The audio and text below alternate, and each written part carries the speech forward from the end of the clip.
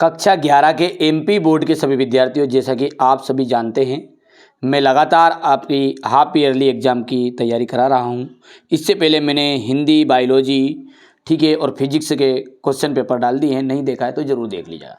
आज का यहाँ वीडियो केमिस्ट्री वाले बच्चों के लिए रहेगा, ठीक है। और 70 में से ये समझ लीजिए आपके आराम से 60 नंबर पक्के हैं, क्योंकि यहाँ पर सेलेक्टेड क्वेश्चन बताऊँगा मैं, फालतू की बात अपन नहीं करेंगे। तो चलिए बिना किसी देरी के शुरू करते हैं ना। बाकी आपने अभी तक कुछ भी नहीं पढ़ा ना, तो आराम से आप इसको कंप्लीट करोगे ना तो अच्छा स्कोर कर पाओगे। चलिए बेटा, एक बार जरूर देख के जाइएगा ना। एक पदार्थ में 80% तो कार्बन है और 20% हाइड्रोजन है। 80% कार्बन है और 20% उसमें हाइड्रोजन है, तो वहाँ पदार्थ क्या होगा? ठीक है, तो वहाँ पदार्थ है आपका C2H6। ठीक है, क्या रहेगा आपका? C2H6 है। परिवर्ती संयोजकता प्रदर्शित करते हैं। परिवर्ती संयोजकता कौन प्रदर्शित करते हैं? तो संक्रमण जो तत्व होते हैं ना, वो परिवर्ती संयोजकता प्रदर्शित करते हैं। जल की जो मोलरता है, जल की मोलरता कितनी होती है? वो भी शुद्ध जल की। तो शुद्ध जल की जो मोलरता होती है ना, होती 55.6। चुंबकीय क्वांटम संख्या संबंधित है। चुंबकीय जो क्वांटम संख्या है वो किससे संबंधित है? आकार से, आकृति से, विन्यास से, चक्रण से। ठीक है, चुंबकीय क्वांटम जो संख्या है वो किससे संबंधित है? तो विन्यास से यहाँ पर, ठीक है, संबंधित है। पाई और सिग्मा बंध, सिग्मा और पाई बंध से जो, मतलब सॉरी गलत पढ़ दिया मैंने, सिग्मा बंध होता है एवं पाई बंध, मतलब सिग्मा जो बंध होता है पाई बंध से कैसा होता है? प्रबल होता है कि कैसा होता है? तो सिग्मा बंध जो होता है ना वो होता है प्रबल, पाई बंध जो होता है वो होता है थोड़ा कमजोर। आयनन विभव न्यूनतम है, आयनन विभव न्यूनतम है क्षारीय धातु। और यदि हम इंग्लिश मीडियम वाले बच्चों की बात करेंगे तो ये यहाँ पर आपका पहले का आपका सी ऑप्शन राइट है। दूसरे के अंतर्गत हम देखते हैं तो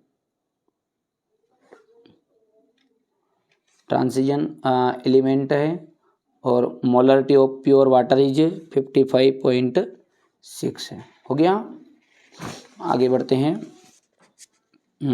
चौथे की बात करें अपन तो सी ऑप्शन है और बिकम स्ट्रॉन्ग। और यदि अपन इसकी लास्ट वाले की बात करते हैं तो आपको हो जाएगा बी। हो गया, अब है आपका रिक्त स्थान। चलिए, उत्कृष्ट धातुओं की जो इलेक्ट्रॉन बंधुता होती है वो कितनी होती है? तो वो होती है 0। उत्कृष्ट धातुओं की इलेक्ट्रॉन बंधुता कितनी होती है? 0 होती है। तत्वों के गुणों की क्रम, तत्वों के गुणों की क्रम से पुनरावृत्ति को तत्वों की रिक्त स्थान कहते हैं। तो आवर्तिता कहते हैं। क्या कहते हैं? आवर्तिता कहते हैं।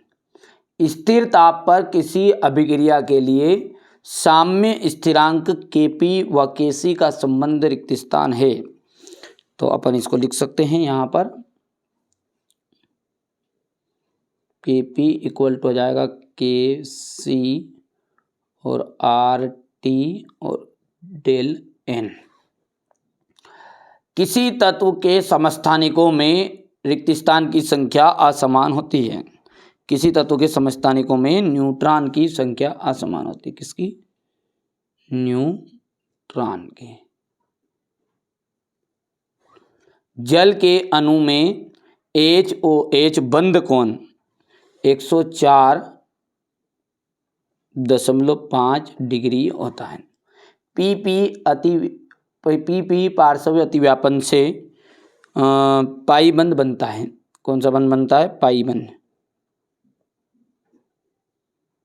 पाई बंध बनता है, रहेगा ध्यान। अब हमारे इंग्लिश मीडियम वाले बच्चे जो है वो यहाँ से बढ़िया से स्क्रीनशॉट ले लेंगे। हो गया, आगे देखते हैं सही जोड़ी। एस अतिव्यापन। देखो, यहाँ पर देखिए पी पी पार्श्वी अतिव्यापन से पाई बना था, अब एच से सिग्मा बंद बनेगा और क्या है। एंट्रोपी, एंट्रोपी का आपका मिलान करना है ऊष्मागतिकी फलन से। H2O की संरचना, H2O की संरचना आपकी हो जाएगी यहाँ पर H2O की, चलिए इसको छोड़ो, जल की वाष्पन अभिक्रिया, जल की वाष्पन अभिक्रिया हो जाएगी आपकी यहाँ पर ऊष्माशोषी, और G बराबरी पे H-TS, ये आपका क्या है, सॉरी ये तो चौथा था और ये पांचवा, अब बचा क्या, ये आंतरिक ऊर्जा जो है आपकी जल की संरचना हो गई, हो गया। अब नंबरिंग की बात करें तो 452 13, 452 13, ये इंग्लिश मीडियम वाले बच्चों के लिए 452 13। लो स्क्रीनशॉट, तुम तो पकी पकाई खेल लो रे, खाओ बना बन।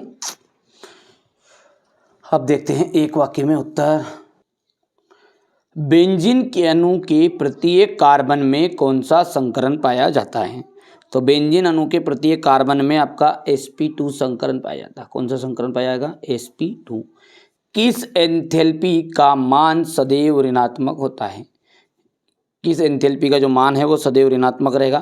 तो दहन की एंथैल्पी, किसकी, दहन की एंथैल्पी।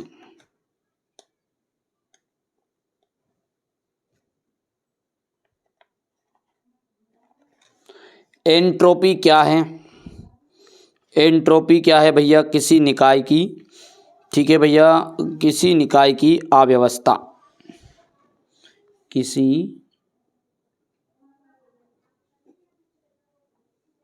निकाय की अव्यवस्था।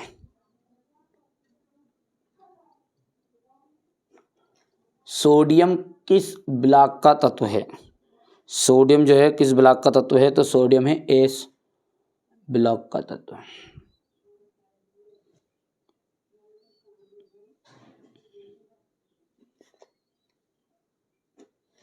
और अंत में है आपका एथिलीन डाई ब्रोमाइड को जिंक के साथ चूर्ण के साथ गर्म करने पर आपका बनता है एथीन।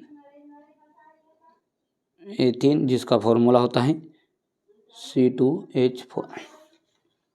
हो गया। यहाँ पर अपन देखते हैं क्वेश्चन नंबर 4 हो गया है ये।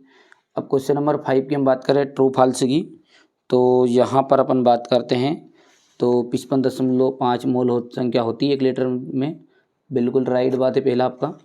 दूसरा जो है कैथोड किरणें धनावेशित कणों से प्रवाह होता है, तो कैथोड किरणें को ऋणावेशित कणों, ठीक है, तो ये धनावेशित नहीं होती, ऋणावेशित कणों का प्रवाह करती है, तो इसलिए ये असत्य हो गया है।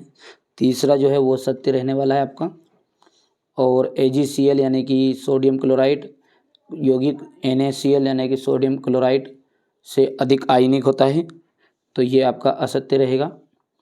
फिफ्थ वाला आपका सत्य रहेगा और 6 वाला आपका सत्य रहने वाला है। हो गया क्वेश्चन नंबर 5 ये हो गया आपका।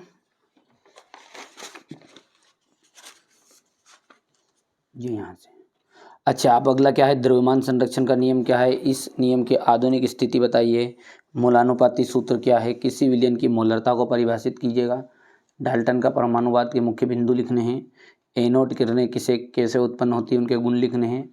ये क्वेश्चन नंबर आपका 9 हो गया है। सिग्मा बंद पाई बंद संकरण के नियम हो गया। लुईस अम्ल और क्षार से आप क्या समझते हो, उदाहरण से बफर विलयन, ठीक है भैया। ये हो गया क्वेश्चन नंबर 13 आपका।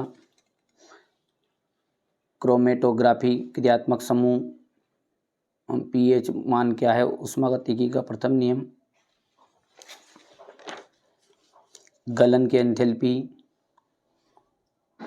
क्वेश्चन नंबर 4 6 सेकेंड 70 ऊर्जा।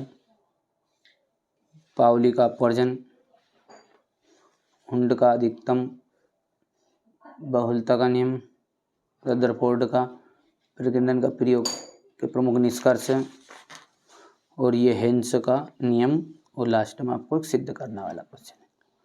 तो ये मैंने आपको केमिस्ट्री का एक क्वेश्चन पेपर बता दिया है अर्धवार्षिक परीक्षा के लिए। मोस्ट इम्पोर्टेंट क्वेश्चन इसमें मैंने आपको बता दिए हैं।